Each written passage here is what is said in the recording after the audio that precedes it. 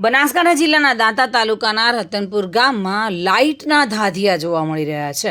દિવસ અને રાત્રિ સમય કલાકો સુધી લાઇટના ડખા જોવા મળી રહ્યા છે। વગર વાવાઝોડે અને વગર વરસાદે લાઇટનો કાપ મૂકવામાં આવી રહ્યો છે। શિયાળામાં 24 કલાક લાઇટ અને ભર ઉનાળામાં ગરમીના દિવસોમાં રાત્રે પણ લાઇટનો કાપ મૂકવામાં આવી રહ્યો છે। રાત્રિમાં કોઈ અજાણ વગર અચાનક કલાકો સુધી લાઇટ કાપી નાખતા ગામના જાગૃત યુવાઓ જીબી ઓફિસે પહોંચ્યા હતા અને જ્યાં એક પણ કર્મચારી હાજર જોવા ન મળ્યો હતો। એટલું જ નહીં, સ્થાનિકો દ્વારા જીબીમાં 3 થી 4 વખત લેખિત રજૂઆત પણ કરવામાં આવી છે, છતાં આજ દિન સુધી કોઈ જ સોલ્યુશન આવ્યું નથી। ઉનાળાની કાળઝાળ ગરમીમાં નાના બાળકો પણ ઘરોની બહાર જોવા મળી રહ્યા છે। રતનપુરના ગામમાં હેલ્પરની સુઈગામ બદલી કરવામાં આવે તેવી ગામના લોકોએ માંગ કરી છે, કારણ કે ભર ઉનાળે લાઇટના ધાધિયા જોવા મળી રહ્યા છે।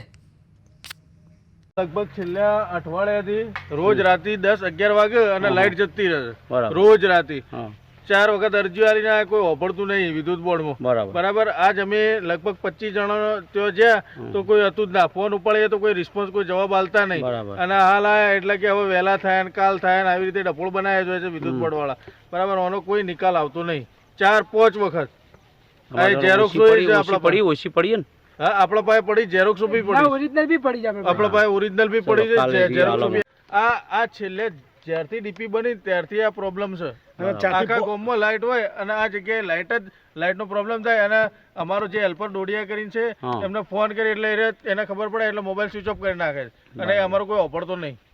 અને 4 થી 5 વખત કીધું સાહેબ અંજુમનની ડીપી અમે અલગ આલો એટલે ડોડિયા હલકે મને મળ્યો તો આ કેબલ બળ્યો એ વખતે કીધું કે અમે અંજુમનની ડીપી અલગ આલી લે છે બરાબર, પાવર ખમતો નહીં ડીપી। જીતેન્દ્ર સોલંકી સાથે bureau report, today Gujarati news.